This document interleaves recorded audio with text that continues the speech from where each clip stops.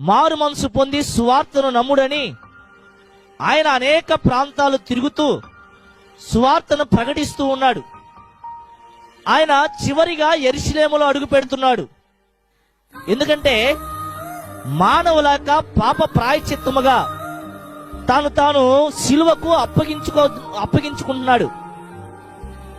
అంటే పాపి పరలోక రాజ్యము చేరటానికి సిలువ ద్వారా, పాపి పరలోక రాజ్యము చేరటానికి సిలువ ద్వారా తాను ఒక విజయ మార్గాన్ని చూపించుతున్నాడు.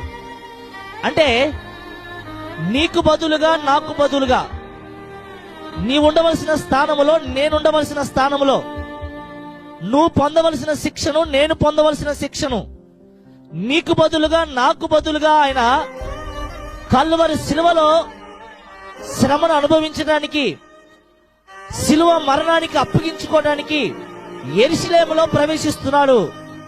ఆయన ఒక రక్షణ కార్యాన్ని జరిగించడానికి ఆయన చివరిగా యెరూషలేములోకి ప్రవేశిస్తున్నాడు.